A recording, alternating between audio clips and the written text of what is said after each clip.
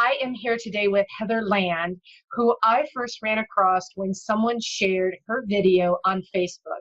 And I start every morning just wanting to have a good laugh. And when I saw this stopped image, I thought, I don't know what this is going to be, but this has got to be good. So I clicked on it. And Heather, I laughed so hard. I had to share it with everybody who would watch. And we are going to provide a link to it for those who are watching this interview, but it's called the I Ain't Doing It series. And so I just thought to myself, you know what? I'm going to track down the person behind all of this and find out what's the deal, what's your story, what's happened since you started doing it. And who I found on the other end is wonderful Heather. So Heather, thank you for being here today. Thank you for having me. I'm glad to be here. All right. So we're going to start with the basics. Tell us a little bit about your background, because the I Ain't Doing it was not your original intent, right? It was that your original plan? Correct. It was not my intent. You know, it's really just my personality. Some of my girlfriends, we just make these silly Snapchat videos like the rest of the world does. And I was just sending a few to some girlfriends privately, and they said, you need to post these. And I was like, no way. You know, I'm just a single working mom. I've been in ministry for a really long time, but I went through a divorce a few years ago, and so started working and just kind of working a job, you know, and I started making these videos for friends and ended up posting a few, and you know, here we are talking today. So it's kind of crazy. And when did you post your first one? Do you know? Yes, I posted it about 2 months ago. Oh, it's only been that long. Oh my goodness. Talk about a whirlwind for you. It's been crazy. Yeah. Wow. I'm leading a different life nowadays. None. So you post the first one, and how fast did it take off? Because the CrossFit one, which is the one I love, the CrossFit, they're all funny, but the CrossFit one really hit me. Right. It's like 13 million views, doesn't it? Something like that? I saw it yesterday. It had 18 million. Oh my gosh. 13, 18, tomato, right? What's in a few million? Right. After we hit 1 million, I was gone after that. I can't even believe that many people like it. But I posted the first one, and a few videos later, this blogger, her name is Susanna Lewis, and her blog site is called Whoa Susanna. She contacted me and said, you're really funny, you're making me laugh, and evidently that's hard to do, hard to make her laugh, she said, you know, so can I post one of your videos? And she said, you need to start a fan page. And I said, no way, I'm not starting a fan page. That's not why I'm doing this. You know, I'm not trying to like be somebody with these filters, you know. And she said, no, just start a fan page because your numbers are fixing to go up. And I was like, numbers? I'm not trying. What are you talking about? So anyway, I started a page 6 weeks ago yesterday, and it went from 0 to yesterday it hit 1.3 million, I think, which is just absolutely mind-boggling to me. I think this viral video thing is so fascinating. I'm in the National Speakers Association. I have several colleagues that have fallen into the same boat you're in. They posted something because they were having fun with it, and it just clicks. And everybody says you can't set out to make a viral video. You can't plan on, oh, this is really going to hit. You just do what you do. And if it's going to strike a match, it's going to strike. Would you agree? I absolutely agree. And I think that's the frustrating part for people who really do try. I mean, I've been contacted by, you know, some girls who say, I've been working on my, you know, Facebook page and my videos for 3 years, and I've only got 300,000. You know, and I'm like, look, I'm just over here typing on my computer, living my life, planning my dinner for my kids tonight. You know, I'm not trying. And I think that's difficult for people. But the bottom line is, I think that, I mean, I'm a believer. And so I think that for me, you know, the Lord has a plan, and this was in it, and I have no control over it, is really how I look at it. And I haven't had control over it. It's just taken off, and I'm just kind of along for the ride, you know? Well, it was so funny because when I Googled you, I completely expected to find this deep history, and this, just because I hadn't heard of you didn't mean that it wasn't some big thing somewhere, right? And I couldn't find very much. And I thought, what's the deal here? So I finally made it through to who I assume is your assistant. And I just kind of what I really want to say is, what's the deal with her? Because she's a big hit, but I can't find anything. But I said it much nicer than that. And she wrote back the beautiful sentence along the lines of, this has really taken off quickly, and we're working hard to keep up or catch up or something like that. And I thought, oh, how well said. It's just all of a sudden the fire's here. Let's figure out what we're going to do. So my next question is, what has been really your biggest lesson in this so far? Do you have an aha that the rest of us could learn from? I really feel like I've really worked hard in my life to fit myself into the box that I feel like I'm supposed to be in. I've been a worship leader for a long time and really thought, oh, I'm going to be the next greatest worship leader. I'm going to be on staff at a church of 20,000, or I'm going to do this or that. Or, I'm a blogger, so I'm going to write the next, New York Times bestseller. And I think sometimes we have this plan, but really, I think the plan unfolds when we can kind of relax and take our hands off of it. I think that life is much more enjoyable. And I would have never pictured this for my life. I've never considered myself a comedian because I live in this head of mine. It's just my personality. It's normal to me. So I would have never planned it this way. Okay. But that's the fun of it, is that it is going like I haven't planned. And I actually enjoy not having control over it. Which I is love just that. strange, but Oh, I love it. and I think what you're saying is so true for all of our life, not just our professional side and the topic we have today, but life in general. Like, you go do you, and what happens happens. And you be the best you can be, and follow your values and your principles and your mission, and the rest is going to unfold. And you found a way to use a talent that, like you said, you're inside your head, you don't even know it's that funny. But which leads me to my next question. Do you pre-write the script, or do you kind of talk off the top of your head while you're filming it? Both. Sometimes it just comes to me, and I remember when I did a video about Joel Osteen, and everybody was just hammering him, and the truth is I was just so sick of hearing about it. It was so exhausting. And I literally got up from my desk, went outside to my car, and made the video. And so that does happen on occasion. Most of the time I'll get a topic in my head, or somebody will give me a topic, and I'll say, no, no. And then one will just click, and I'll kind of ponder on it a little bit. And then I'll go usually take a couple of takes of it in my car until I figure out timing and, figure it all out, and then get a good one. Most of the time I actually get a good take on about number 2 or 3. So it's getting better. So funny. The car, the poor man's studio. Exactly. It's exactly what it is. I love A it. lot of people don't realize the acoustics are fantastic in a car. Right. You can't get any better. The lighting and the whole bit. That's so funny. Now, what filter are you using to do that? Is that just on your phone? How do you do that? Yeah, it's a Snapchat filter. I started getting into Snapchat because I have kids, so it's just one of these little filters. Like, God forbid it ever go away. What will I do? But yeah, it's just a filter. My kids helped me figure it out. So sad. So when you're doing the recording, and do you see yourself in the screen the way you look right now? Is that what you see when you're recording it? Yes. So when you get it back, you don't even know exactly, like when your eye movements get magnified because of the filter. You must crack yourself up sometimes. It's hard every now and then. If I get a topic that I really just find hilarious, I guess it depends on what kind of mood I'm in.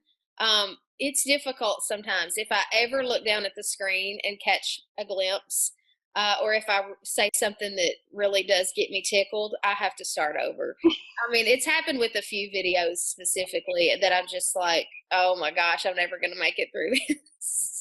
Well, I like it when you kind of talk under your breath, like, oh, we love that, or whatever you like that, because I'm sarcastic. So I love sarcastic humor. Is So that what helps it is? us- Because what? everybody tells me that. I love it when you whisper, and I'm like, what is it with the whispers? I don't understand. Because it's what we're thinking to ourselves about that topic. So the CrossFit one, when you go, yeah, I love it when you tell me that, I don't know what your exact words are, but basically you're saying like, yeah, thanks a lot. And it's that talk off the side, because it's what we're thinking, but we're not brave enough to say out loud. And as a speaker, speaker, I'll use that from time to time from the stage. But for some reason, it's so much funnier when you're using that filter, probably just because of the mouth and the weird angle. I don't think this thing would be as big a hit without the filter. It's something about that really tickles my funny bone, I think. Yeah, the filter takes it to another level. I did a women's conference a few weeks ago, and I was like, this is going to tell the tale right here because I don't have a filter in front of my face. You know, is this going to go over? But it did go over well. But I agree with you that, you know, the filter takes it to a whole nother level. And some people hate the filter, they're so over it. But I'm like, well, you know what? This is how it started, and this is how we're going to finish it, whenever that may be. You know, and I'm thinking that God will tell you when it's time to get rid of the filter and do something else, right? Exactly. You'll be listening. And, you know, that's my prayer. I'm like, okay, Lord, whatever, whenever, however, you just show me the way, I'll do it, whatever it is. Now, on the videos that I've watched, you have not used that as your platform to evangelize, however. You keep it to what you're saying. You might use a little throw off phrase of some kind, but you certainly are not turning this into your ministry. Is that on purpose? You know, here's the thing. I am at the end of the day, I am a believer, but I'm a human, you know, and I'm so exhausted, quite frankly, of um religious boxes. I just love the Lord and I just am who I am. And those videos are just who I am. I'm not, you know, the platform is not to try to shove something in your face. I'm just being me. And I happen to love the Lord. And you know what? I write a blog for that part. And I live my life that way. So that's why there's no cursing, and that's why there's, you know, I want to be able to watch these with my kids and for other people to do that. It's just who I am. I'm not trying to be anything or not be anything. I'm just being me. Hmm. And are you getting inundated with the different types of requests to speak or to be interviewed like what we're doing today? Is it coming from all directions? It is, you know, it's coming from churches, it's coming from theaters, radio stations, just really every genre. And that's what I love. I don't, you know, I don't necessarily want to be pinned in to any specific avenue. I'm just me. And, you know, I love talking to anybody. I don't care what your background is or what your beliefs are. You know, I Mhm. just love people and am happy to, you know, give what I've got wherever it's needed. Hmm. Well, and as a member of the National Speakers Association, there's about 3,500 of us that for a living try to do what you're doing, take what is in our head and our hearts and get it out to people who need to hear it. And that's in such a wide variety of ways that we do it. And it's so interesting. One of my good friends, he is from Dallas and he got snowed in a year and a half, 2 years ago, something like that. And he and his daughter did a dance party in the kitchen, just totally goofing around, sort of like you, and he put it out just for his friends to see, and sure enough it caught fire, and all Wow. of a sudden he's into these millions of views, and he ended up being on kind of a dance party television show kind of thing, and he said the same thing as you. He could have never planned it. You just write it when it's here, and then now that has passed, and he's on to whatever he's doing next, and so it's just really interesting to me how these things will catch on, and in Right, your case you can be walking down the street and people don't know it's you. I mean, even if this went to a huge right, proportion until you're on the Ellen show and somebody, those types of things where people see your real face, right. you still have anonymity, which is It's really awesome. I know. I did have somebody stop me the other day, and I was like, "Oh, here it comes. I feel it coming." And she asked me, but we were kind of alone, so I was really glad. I'm like, "Okay, I hope nobody else, you know, knows that it's me." So I am loving that part. And you know, um, to respond to what you just said, I feel also. I know we touched on it earlier, but I really feel also like, you know, sometimes the harder we try, we sort of sabotage ourselves. You know, I think the more we can relax in who we are and be content with where we're at, it's almost like that's when the magic happens. You know, when we're just being us and just giving what we've got, whether it's to 5 people or 5 million people, that's where we're most effective regardless of how many are watching. I have really tried to live my life, and don't get me wrong, like I love this. It's a lot of fun.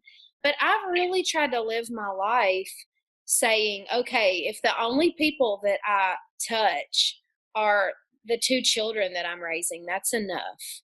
And it's hard to get to that point because when you have a vision for your life and you have a call on your life, you know, no matter what that is, you just want it to happen right then. And I think the more we can settle in to where we are, the easier it is for us, and the more we're able to accept what comes, for what that's worth. I hope that makes sense. But Oh, it so makes sense. And I'm right there with you because in our field, the benchmark really is more. right, More bookings, more money, more audience, everything is more. And I've been doing this about 20 years. And in the middle of my career, I kind of fell into that trap where all of a sudden, I was raising two children and I have a husband and I was gone too much. And all of a sudden, he and I stepped back and said, is more better? And I think what you just got done saying is so true. And I have completely stepped back and said, what's the right combination for my family, for my life, for my dreams? And the answer is not more. And so when it comes to things like how much do we charge or what type of audiences are we in front of, I tell people a lot of times, if you want to talk to 20 ladies in a church basement and there's low fee for that, there's nothing wrong with that. If that's what's on your heart to do, then go ahead and do it. For other people, it's big audiences, big dollars, and everybody has to pursue what's right for them. And so I couldn't agree more with what you said. The contentment comes in the letting go, don't you think? absolutely. And you know what? If the big avenues are where you're supposed to be, then own it. Like I have, like, I quit my job. I quit my day job. So I'm more than happy to do some big events, but I'm also more than happy to do, the events where there's 20 women in a room. I think you have to consider all those things. And my hope and goal in all of this is to really stay low, to not get too big for my britches, like I'm just me and I want to stay just me. Well, that brings me to a great next question. Is sometimes I'm wondering if it's hard to stay just us. Now, I'm not sitting on the story you're sitting on, so there's nobody calling to interview me the same way they are for you. But I wonder if it's a challenge as more people pull on you, as you undoubtedly will be in front of larger audiences because you are funny, whether you're doing the filter or whether you're just doing you. I think you're going to have great success doing this. Let's fast forward by 5 years. When people are pulling you in a lot of different directions, it's going to take a lot of willpower, I think, to continue to be just you. Agree or disagree? Oh, fully agree. I'm already, finding that as I'm trying to navigate this whole new life and new concept, I'm already having to say, okay, these are a few things that I can't do because they're negatively affecting me.